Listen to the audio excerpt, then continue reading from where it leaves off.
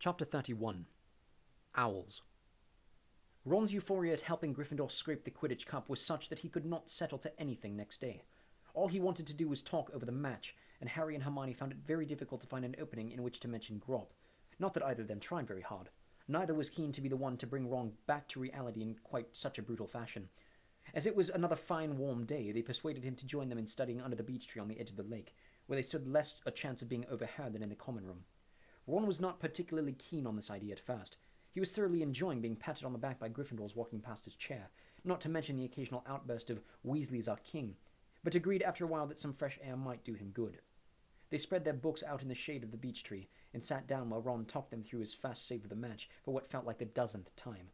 "Well, I mean, I'd already let in that one of Davy's, so I wasn't feeling that confident, but I don't know, when Bradley came toward me, just out of nowhere, I thought, you can do this, and I had about a second to decide which way to fly, because he looked like he was aiming for the right goal hoop, my right, obviously, his left, but I had a funny feeling that he was feinting, and so I took the chance and flew left, his right, and, well, you saw what happened," he concluded modestly, sweeping his hand back quite unnecessarily so that it looked interestingly windswept, and glancing around to see whether the people nearest to him, a bunch of gossiping third-year Hufflepuffs, had him. "And then, when Chambers came at me about 5 minutes later—" "What?" Ron said, stopping mid-sentence to look at the look on Harry's face. "Why are you grinning?" "I'm not," said Harry quickly, looking down at his Transfiguration notes and attempting to straighten his face. The truth was that Ron had just reminded Harry forcibly of another Gryffindor Quidditch player who had once sat ruffling his hair under this very tree. "I'm just glad we won, that's all." "Yeah," said Ron slowly, savouring the words. "We won? Did you see the look on Chang's face when Ginny got the snitch right from under her nose?" "I suppose she cried, did she?" said Harry bitterly. "Well, yeah, more out of temper than anything, though." Ron frowned slightly. "But you saw her chuck her broom away when she got back under the ground, didn't you?" Well, actually, no, Ron," said Hermione with a heavy sigh, putting down her book and looking at him apologetically. "As a matter of fact, the only bit of the match Harry and I saw was Davy's first goal." Ron's carefully ruffled hair seemed to wilt with disappointment. "You didn't watch?" he said faintly, looking from one to the other. "You didn't see me make any of those saves?" Well, no," said Hermione, stretching out a placatory hand toward him. "But, Ron, we didn't want to leave. We had to." "Yeah?" said Ron, whose face was growing rather red. "How come?" "It was Hagrid," said Harry. "He decided to tell us why he's been covered in injuries ever since he got back from the Giants. He wanted us to go into the forest with him. We had no choice. You know how he gets. Anyway." The story was told in 5 minutes, by the end of which Ron's indignation had been replaced by a look of total incredulity. "He brought one back and hid it in the forest?" "Yep," said Harry grimly. "No," said Ron, as though by saying this he could make it untrue. "No, he can't have." "Well, he has," said Hermione firmly. "Grop's about 16 feet tall, enjoys ripping up 20-foot pine trees, and knows me," she snorted, "as Hermy." Ron gave a nervous laugh. "And Hagrid wants us to—" "Teach him English, yeah," said Harry. "He's lost his mind," said Ron in an almost awed voice. "Yes," said Hermione irritably, turning a page of Intermediate Transfiguration and glaring at a series of diagrams showing an owl turning into a pair of opera glasses. "Yes, I'm starting to think he has, but unfortunately he made Harry and me promise." "Well, you're just going to have to break your promise, that's all," said Ron firmly. "I mean, come on, we've got exams, and we're about that far." He held up his hand to show a thumb and forefinger a millimetre apart. "From being chucked out as it is. And anyway, remember Norbert? Remember Aragog? Have we ever come off better for mixing with any of Hagrid's monster friends?" "I know, it's just that—" "We promised," said Hermione in a small voice. Ron smoothed his hair flat again, looking preoccupied. "Well," he sighed, "Hagrid hasn't been sacked yet, has he? He's hung on this long, maybe he'll hang on to the end of term and we won't have to go near Grop at all." The castle grounds were gleaming in the sunlight as though freshly painted. The cloudless sky smiled at itself in the smoothly sparkling lake. The satin-green lawns rippled occasionally in a gentle breeze. June had arrived, but to the 5th years this meant only one thing. The owls were upon them at last. Their teachers were no longer setting them homework. Lessons were devoted to reviewing these topics their teachers thought most likely to come up on the exams. The purposeful, feverish atmosphere drove nearly everything but the owls from Harry's mind, though he did wonder occasionally during potions lessons whether Lupin had ever told Snape that he must continue giving Harry occlumency tuition. If he had, then, Snape had ignored Lupin as thoroughly as he was now ignoring Harry. This suited Harry very well. He was quite busy and tense enough without extra classes with Snape, and to his relief, Hermione was much too preoccupied these days to badger him about occlumency. She was spending a lot of time muttering to herself, and had not laid out any elf clothes for days. She was not the only person acting oddly as the owls drew steadily nearer. Arnie Macmillan had developed an irritating habit of interrogating people about their study habits. "How many hours a day do you think you're studying?" he demanded of Harry and Ron as they queued outside herbology, a manic gleam in his eyes. "I don't know," said Ron. "A few?" "More or less than 8? "Less, I suppose," said Ron, looking slightly alarmed. "I'm doing 8, said Arnie, puffing out his chest. 8 or 9. I'm getting in an hour before breakfast every day. 8's my average. I can do 10 on a good weekend. I did 9.5 on Monday, not so good on Tuesday, and only 7.25. Then on Wednesday. Harry was deeply thankful that Professor Sprout ushered them into the greenhouse 3 at that point, forcing Annie to abandon his recital. Meanwhile, Draco Malfoy had found a different way to induce panic. "Of course, it's not what you know," he was had to tell Crabbe and Goyle loudly outside potions a few days before the exams were to start. "It's who you know. Now, Father's been friendly with the head of the Wizarding Examinations Authority for years, old Griselda Marchbanks. We had her around for dinner and everything." "Do you think that's true?" Hermione whispered to Harry and Ron, looking frightened. "Nothing we can do about it if it is," said Ron gloomily. "I don't think it's true," said Neville quietly from behind them, "because Griselda Marchbanks is a friend of my Gran's, and she's never mentioned the Malfoys." "What's she like, Neville?" asked Hermione at once. "Is she strict?" "Bit like Gran, really," said Neville in a subdued voice. "Knowing her won't hurt your chances, though, will it?" Ron told him encouragingly. "Oh, I don't think it will make any difference," said Neville still more miserably. "Gran's always telling Professor Marchbanks I'm not as good as my dad. Well, you saw what she's like at St. Mungo's." Neville looked fixedly at the floor. Harry, Ron, and Hermione glanced at one another, but did not know what to say. It was the first time that Neville had acknowledged that they had met at the Wizarding Hospital. Meanwhile, a flourishing black market trade in aids to concentration, mental agility, and wakefulness had sprung up among the 5th and 7th years. Harry and Ron were much tempted by the bottle of Barufio's brain elixir offered to them by Ravenclaw's 6th year Eddie Carmichael, who swore it was solely responsible for the 9 outstanding owls he had gained the previous summer, and was offering the whole pint for a mere 12 galleons. Ron assured Harry he would reimburse him for half the moment he left Hogwarts and got a job, but before they could close the deal, Hermione had confiscated the bottle from Carmichael and poured the contents down a toilet. "Hermione, I wanted to buy that!" shouted Ron. "Don't be stupid," she snarled. "You might as well take Harold Dingle's pouted Dragonclaw and have done with it." "Dingle's got pouted Dragonclaw," said Ron eagerly. "Not anymore," said Hermione. "I confiscated that too. None of these things actually works, you know." "Dragonclaw does work," said Ron. "It's supposed to be incredible. Really gives your brain a boost. You come all cunning for a few hours. Hermione, let me have a pinch. Go on. It can't hurt." "This stuff can," said Hermione grimly. "I've had a look at it, and it's actually dried doxy droppings." This information took the edge off of Harry and Ron's desire for brain stimulants. They received their examination schedules and details of the procedure for owls during their next transfiguration lesson. "As you can see," Professor McGonagall told the class while they copied down the dates and times of their exams from the blackboard, "your owls are spread over 2 successive weeks. You will sit the theory exams in the mornings and the practice in the afternoons. Your practical astronomy examination will, of course, take place at night.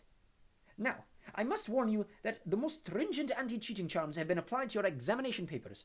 Auto-answer quills are banned from the examination hall, as are remember-alls, detachable cribbing cuffs, and self-correcting ink. Every year, I am afraid to say, seems to harbour at least one student who thinks that he or she can get around the Wizarding Examination Authority's rules. I can only hope that it is nobody in Gryffindor.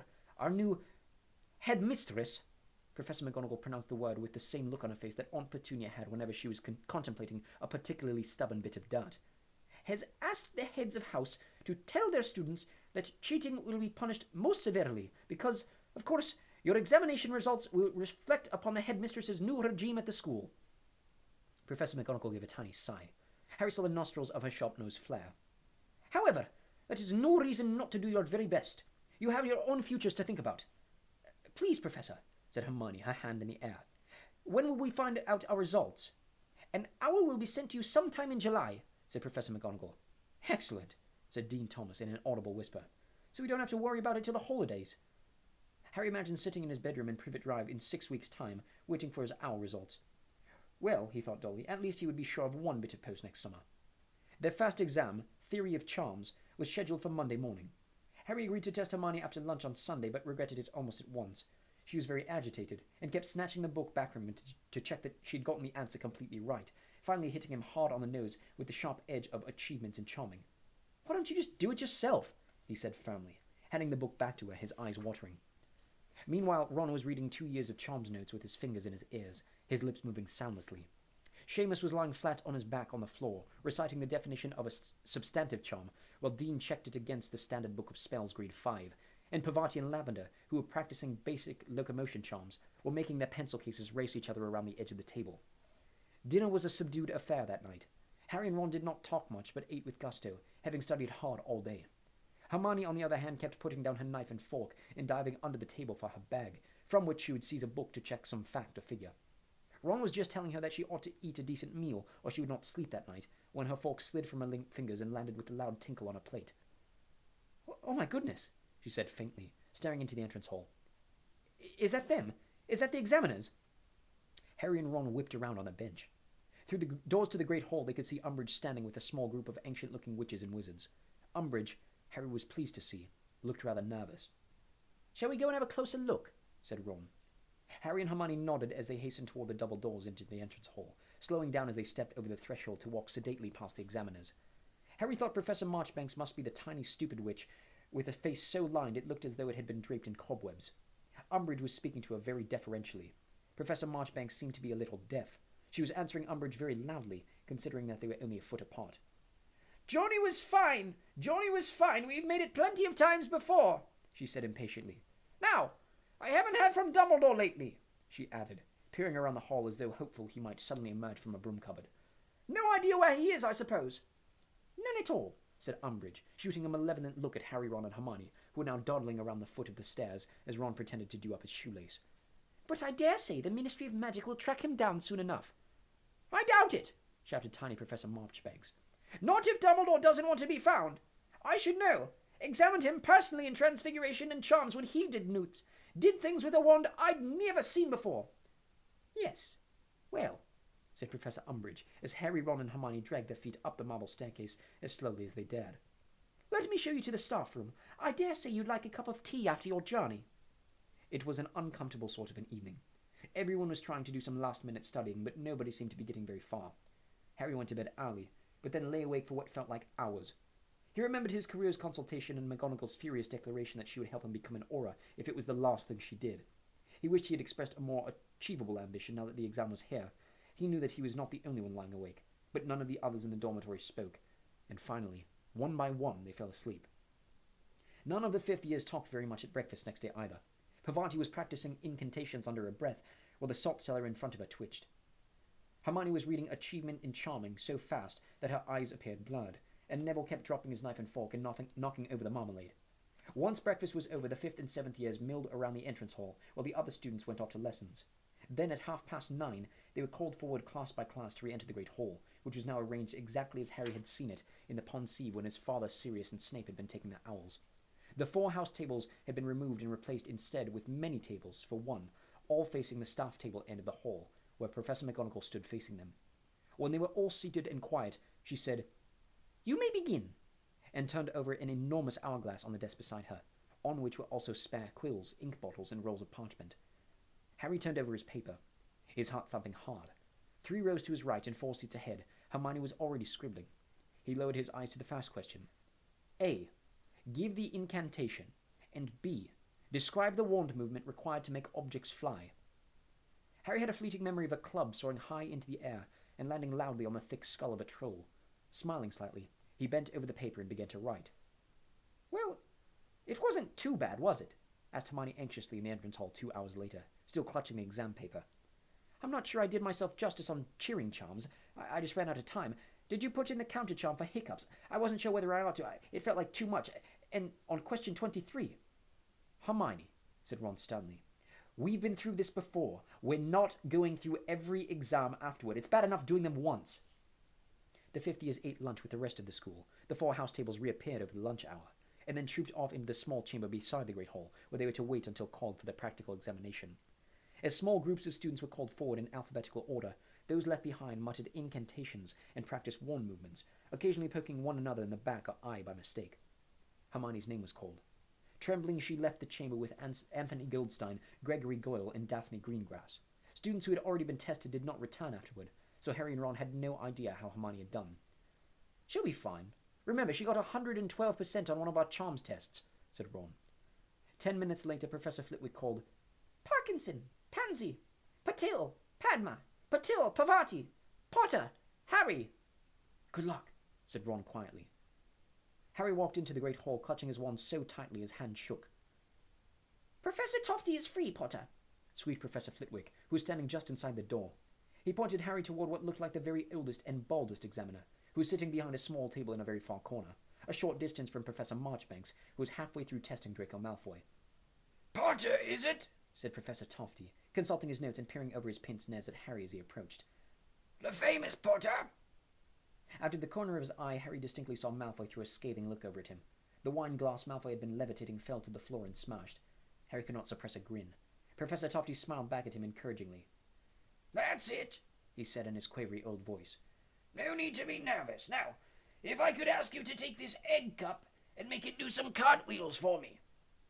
On the whole, Harry thought it went rather well. His levitation charm was certainly much better than Malfoy's had been, though he wished he had not mixed up the incantations for colour change and growth charms, so that the rat who was supposed to be turning orange swelled shockingly and was the size of a badger before Harry could rectify his mistake. He was glad Hermione had not been in the hall at the time, and neglected to mention it to her afterward. He could tell Ron, though. Ron had caused a dinner plate to mutate into a large mushroom, and had no idea how it had happened. There was no time to relax that night. They went straight to the common room after dinner and submerged themselves in studying for Transfiguration next day. Harry went to bed, his head buzzing with complex spell models and theories. He forgot the definition of a switching spell during his written exam next morning, but thought his practical could have been a lot worse. At least he managed to vanish the whole of his iguana, where poor Hannah Abbott lost her head entirely at the next table, and somehow managed to multiply her ferret into a flock of flamingos, causing the examination to be halted for 10 minutes while the birds were captured and carried out in the hall. They had their herbology exam on Wednesday. Other than a small bite from a fanged geranium, Harry felt he had done reasonably well. And then on Thursday, defense against the dark arts. Here, for the first time, Harry felt sure he had passed. He had no problem with any of the written questions, and took particular pleasure during the practical examination in performing all the counter-jinxes and defensive spells right in front of Umbridge, who was watching coolly from near the doors into the entrance hall. "Oh, bravo!" called Professor Tofty, who was examining Harry again, when Harry demonstrated a perfect Boggart banishing spell. "Very good indeed. Well, I think that's all, Potter, unless—" He leaned forward a little. "I heard from my dear friend Tiberius Ogden that you can produce a Patronus. For a bonus point." Harry raised his wand, looked directly at Umbridge, and imagined her being sacked. "Expecto Patronum!" The silver stag erupted from the end of his wand and cantered the length of the hall. All of the examiners looked around to watch its progress, and when it dissolved into silver mist, Professor Tofty clapped his veined and knotted hands enthusiastically. "Excellent," he said. "Very well, Potter, you may go." As Harry passed Umbridge beside the door, their eyes met. There was a nasty smile playing around her wide, slack mouth, but he did not care. Unless he was very much mistaken, and he was not planning on saying it to anybody in case he was, he had just achieved an outstanding owl. On Friday, Harry and Ron had a day off while Hermione sat her Ancient Runes exam. As they had the whole weekend in front of them, they permitted themselves a break from studying. They stretched and yawned beside the open window, through which warm summer air wafted over them as they played a desultory game of wizard chess. Harry could see Hagrid in the distance, teaching a class on the edge of the forest.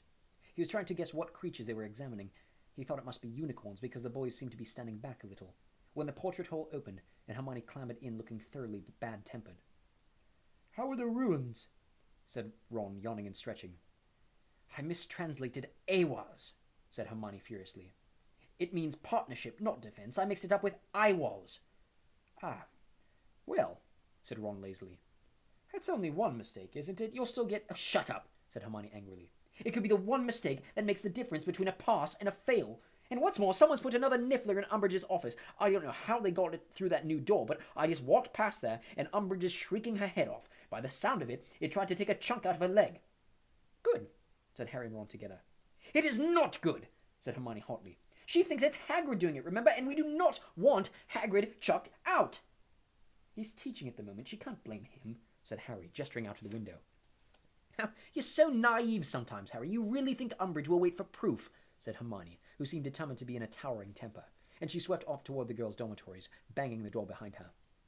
"Such a lovely, sweet-tempered girl," said Ron, very quietly, prodding his queen forward so that she could begin beating up one of Harry's knights. Hermione's bad mood persisted for most of the weekend, though Harry and Ron found it quite easy to ignore as they spent most of Saturday and Sunday studying for potions on Monday, the exam to which Harry was looking forward least, and which he was sure would be the one that would be the downfall of his ambitions to become an Auror. Sure enough, he found the written exam difficult, though he thought he might have got full marks on the question about Polyjuice Potion. He could describe its effects extremely accurately, having taken it illegally in his second year. The afternoon practical was not as dreadful as he had expected it to be. With Snape absent from the proceedings, he found that he was much more relaxed than he usually was while making potions. Neville, who was sitting very near Harry, also looked happier than Harry had ever seen him during a potions class. When Professor Marchbanks said, "Step away from your cauldrons, please. The examination is over," Harry corked his sample flask, feeling that he might not have achieved a good grade, but that he had, with luck, avoided a fail. "Only 4 examinations left," said Parvati Patil wearily as they headed back to Gryffindor Common Room.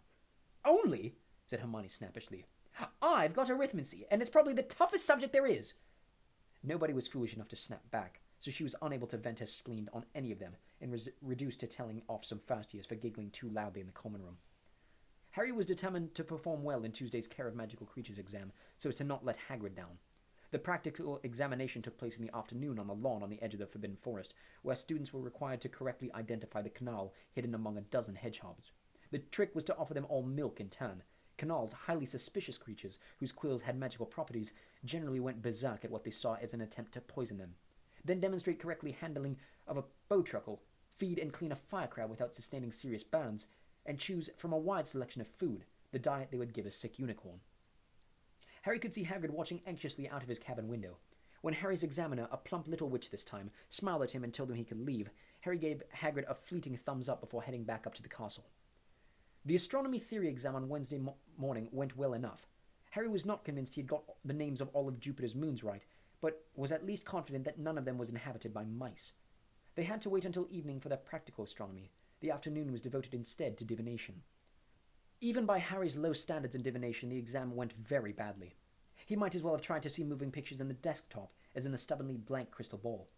He lost his head completely during tea leaf reading, saying it looked to him as though Professor Marchbanks would shortly be meeting a round, dark, soggy stranger, and rounded off the whole fiasco by mixing up the life and headlines on a palm and informing her that she ought to have died the previous Tuesday. "Well, we were always going to fail that one," said Ron gloomily as they ascended the marble staircase. He had just made Harry feel rather better by telling him how he had told the examiner in detail about the ugly man with a wart on his nose and his crystal ball, only to look up and realize he had been describing his examiner's reflection. "We shouldn't have taken the stupid subject in the first place," said Harry. "Still, we can give it up now." "Yeah," said Harry. "No more pretending we care what happens when Jupiter and Uranus get too friendly. And from now on, I don't care if my tea leaves spell die, Ron, die. I'm just chucking them in the bin where they belong." Harry laughed just as Hermione came running up behind them. He stopped laughing at once, in case it annoyed her. "Well, I think I've done all right in arithmancy," she said, and Harry and Ron both sighed with relief. Just time for a quick look over our star charts before dinner, then." When they reached the top of the astronomy tower at 11 o'clock, they found a perfect night for stargazing, cloudless and still. The grounds were bathed in silvery moonlight, and there was a slight chill in the air. Each of them set up his or her telescope, and when Professor Marchbanks gave the word, proceeded to fill in the blank star chart he or her had been given. Professors Marchbank and Tofty strolled among them, watching as they entered the precise positions of the stars and planets they were observing. All was quiet except for the rustle of parchment, the occasional creak of a telescope as it was adjusted on its stand, and the scribbling of many quills. Half an hour passed, then an hour.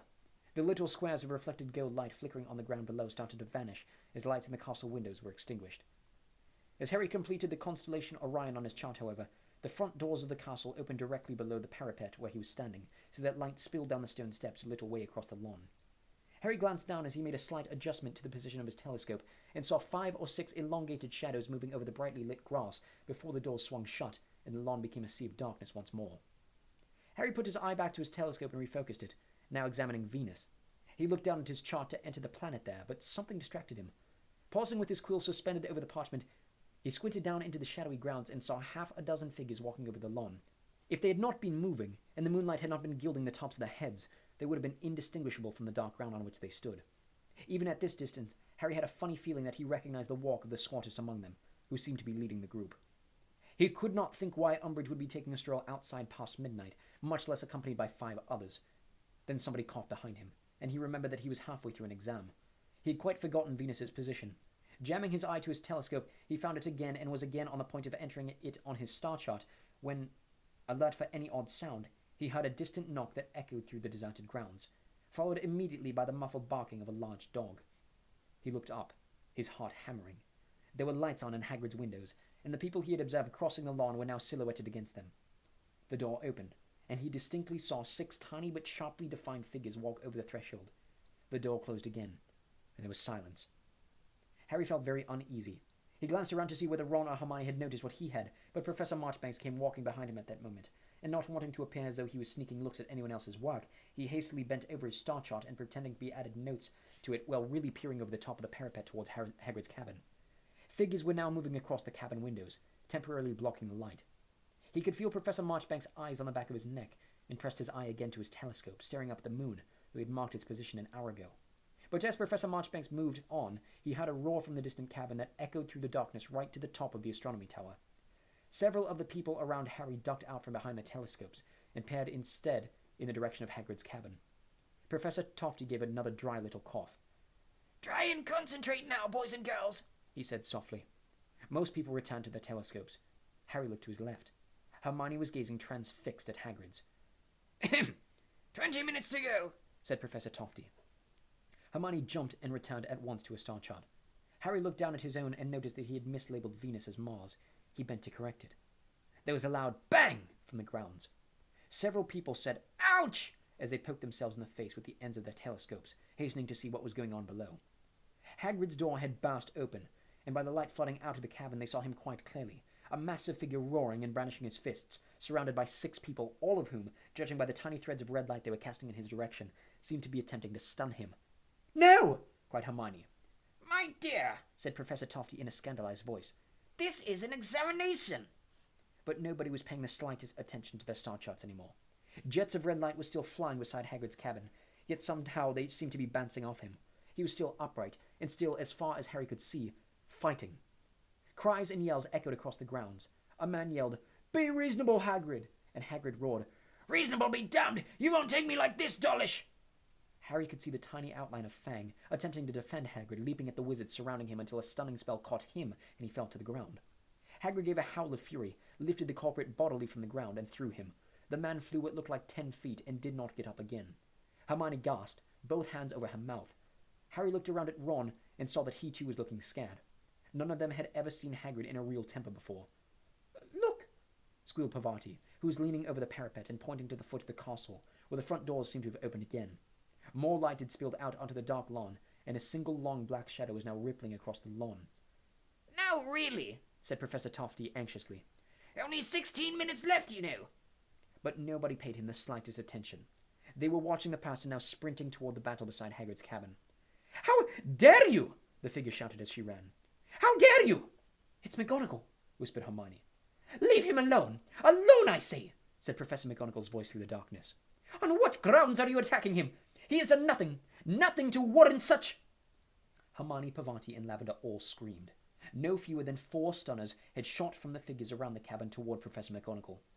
Halfway between cabin and castle, the red beams collided with her. For a moment she looked luminous, illuminated by an eerie red glow, then was lifted right off her feet, landed hard on her back, and moved no more. "Galloping gargoyles!" shouted Professor Tofty, who seemed to have forgotten the exam completely. "Not so much as a warning! Outrageous behavior!" "Cowards!" bellowed Hagrid, his voice carrying clearly to the top of the tower, and several lights flickered back on inside the castle. "Ruddy cowards! Have some of that and that!" "Oh my!" gasped Hermione. Hagrid took 2 massive swipes at his closest attackers. Judging by their immediate collapse, they had been knocked cold. Harry saw him double over and thought for a moment that he had finally been overcome by a spell. But on the contrary, the next moment Hagrid was standing again with what appeared to be a sack on his back. Then Harry realized that Fang's limp body was draped around his shoulders. "Get him! Get him!" screamed Umbridge, but her remaining helpers seemed highly reluctant to go within reach of Hagrid's fists. Indeed, he was backing away so fast that he tripped over one of his unconscious colleagues and fell over. Hagrid had turned and begun to run with Fang still hung around his neck. Umbridge sent one last stunning spell after him but missed, and Hagrid, running full pelt toward the distant gates, disappeared into the darkness. There was a long minute's quivering silence, everybody gazing open-mouthed into the grounds. Then Professor Tofty's voice said feebly, 5 minutes to go, everybody. Though he had only filled in 2/3 of his chart, Harry was desperate for the end of the exam. When it came at last, he, Ron, and Hermione forced their telescopes haphazardly back into their holders and dashed down the spiral staircase. None of the students were going to bed. They were all talking loudly and excitedly at the foot of the stairs about what they had just witnessed. "That evil woman!" gasped Hermione, who seemed to be having difficulty talking due to rage. "Trying to sneak up on Hagrid in the dead of night." "She clearly wanted to avoid another scene like Trelawney's," said Annie Macmillan sagely, squeezing over to join them. "Hagrid did well, didn't he?" said Ron, who looked more alarmed than impressed. "How come all the spells bounced off him?" "It'll be his giant blood," said Hermione shakily. "It's very hard to stun a giant. They're like trolls, really tough, but poor Professor McGonagall, 4 stunners right in the chest. And she's not exactly young, is she?" "Dreadful, dreadful," said Annie, shaking his head pompously. "Well, I'm off to bed. Night all." People around them were drifting away, still talking excitedly about what they'd just seen. "At least they didn't get to take Hagrid off to Azkaban," said Ron. "I expect he's going to join Dumbledore, hasn't he?" "I suppose so," said Hermione, who looked tearful. "Oh, this is awful. I really thought Dumbledore would be back before long, but now we've lost Hagrid too." They traipsed back to the Gryffindor common room to find it full. The commotion out in the grounds had awoken several people, who were hastened to rouse their friends. Seamus and Dean, who had arrived ahead of Harry, Ron, and Hermione, were now telling everyone what they had heard from the top of the astronomy tower. "But why sack Hagrid now?" said Angelina Johnson, shaking her head. "It's not like Trelawney. He's been teaching much better than usual this year."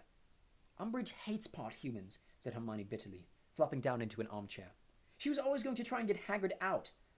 "And she thought Hagrid was putting nifflers in her office," piped up Katie Bell. "Oh, blimey," said Lee Jordan, covering his mouth. "It's me who's been putting the nifflers in her office. Fred and George left me a couple. I've been levitating them in through a window." "She'd have sacked him anyway," said Dean. "He was too close to Dumbledore." "That's true," said Harry, sinking into an armchair beside Hermione's. "I just hope Professor McGonagall's all right," said Lavender tearfully. "They carried her back up to the castle. We watched through the dormitory window," said Colin Creevy. "She didn't look very well." "Madame Pomfrey will sort her out," said Alicia Spinnet firmly. "She's never failed yet." It was nearly 4 in the morning before the common room cleared. Harry felt wide awake. The image of Hagrid sprinting away into the dark was haunting him. He was so angry with Umbridge he could not think of a punishment bad enough for her, though Ron's suggestion of having her fed to a box of starving blast-ended Scroots had its merits. He fell asleep contemplating hideous revenges and arose from bed 3 hours later feeling distinctly unrested. Their final exam, History of Magic, was not to take place until that afternoon. Harry would very much have liked to go back to bed after breakfast, but he had been counting on the morning for a spot of last-minute studying, so instead he sat with his head in his hands by the common room window, trying hard not to doze off as he read through some of the notes stacked 3.5 feet high that Hermione had lent him. The 5th years entered the Great Hall at 2 o'clock and took their places in front of the overturned examination papers. Harry felt exhausted. He just wanted this to be over so that he could go and sleep. Then tomorrow he and Ron were going to go down to the Quidditch pitch. He was going to have a fly on Ron's broom and savour their freedom from studying. "Turn over your papers," said Professor Marchbanks from the front of the hall, flicking over the giant hourglass. "You may begin." Harry stared fixedly at the first question. It was several seconds before it occurred to him that he had not taken a word of it. There was a wasp buzzing distractingly against one of the high windows. Slowly, tortuously, he began to write an answer. He was finding it very difficult to remember names and kept confusing dates. He simply skipped question 4. "In your opinion, did wand legislation contribute to or lead to better control of goblin riots in the 18th century? Thinking that he would have to go back to it if he had time at the end. He had a stab at question 5. "How was the statute of secrecy breached in 1749, and what measures were introduced to prevent a recurrence?" But had a nagging suspicion that he had missed several important points. He had a feeling vampires had to come into the story somewhere. He looked ahead for a question he could definitely answer, and his eyes alighted upon number 10. "Describe the circumstances that led to the formation of the International Confederation of Wizards, and explain why the Warlocks of Liechtenstein refused to join." I know this, Harry thought, though his brain felt torpid and slack. He could visualize a heading in Hermione's handwriting. The formation of the International Confederation of Wizards. He had read these notes only this morning. He began to write, looking up now and again to check the large hourglass on the desk beside Professor Marchbanks. He was sitting right behind Parvati Patil, whose long, dark hair fell below the back of a chair. Once or twice he found himself staring at the tiny golden lights that glistened in when she moved her head very slightly, and had to give his own head a little shake to clear it. The first supreme mugwump of the International Confederation of Wizards was Pierre Bonnecord, but his appointment was contested by the wizarding community of Liechtenstein because all around Harry quills were scratching on parchment like scurrying, burrowing rats. The sun was very hot on the back of his head. What was it that Bonnecord had done to offend the wizards of Liechtenstein? Harry had a feeling it had something to do with trolls. He gazed blankly at the back of Pavati's head again.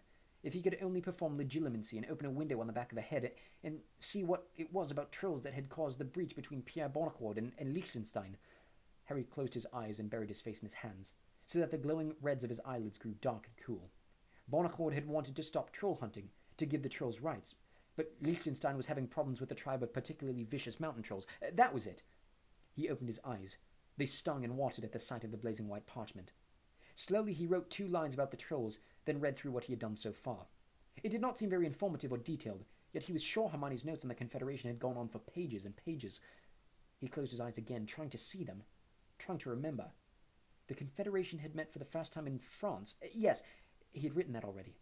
Goblins had tried to attend and been ousted. He had written that too. And nobody from Liechtenstein had wanted to come. Think, he told himself. His face and his hands, while all around him quills scratched out never-ending answers, and the sand trickled through the hourglass in the front. He was walking along the cool, dark corridor of the Department of Mysteries again, walking with a firm and purposeful tread, breaking occasionally into a run, determined to reach his destination at last. The black door swung open for him as usual, and here he was in the circular room, with its many doors. Straight across the stone floor and through the second door, patches of dancing light on the walls and floor, that odd mechanical clicking, but no time to explore. He must hurry. He jogged the last few feet to the third door, which swung open just like the others. Once again he was in a cathedral-sized room full of shelves and glass spheres. His heart was beating very fast now. He was going to get there this time. When he reached number 97, he turned left and hurried along the aisle between the 2 rows. But there was a shape on the floor at the very end. A black shape moving upon the floor like a wounded animal. Harry's stomach contracted with fear, with excitement. A voice issued from his own mouth, a high, cold voice, empty of any human kindness. Take it from me. Lift it down now. I cannot touch it, but you can. The black shape upon the floor shifted a little. Harry saw a long-fingered white hand clutching a wand rise from the end of his own arm. He heard the high, cold voice say, Crucio! The man on the floor let out a scream of pain. Attempting to stand, but fell back writhing. Harry was laughing. He raised his wand, the cast lifted, and the figure groaned and became motionless. Lord Voldemort is waiting. Very slowly, his arms trembling, the man on the ground raised his shoulders a few inches and lifted his head. His face was blood-stained and gaunt, twisted in pain, yet rigid with defiance. You'll have to kill me, whispered Sirius. Undoubtedly I shall in the end, said the cold voice. But you will fetch it for me first, Black. You think you have felt pain thus far? Think again. We have hours ahead of us and nobody to hear you scream. But somebody screamed as Voldemort lowered his wand again. Somebody yelled and fell sideways off a hot desk onto the cold stone floor. Harry hit the ground and awoke, still yelling, his scar on fire as the great hall erupted all around him.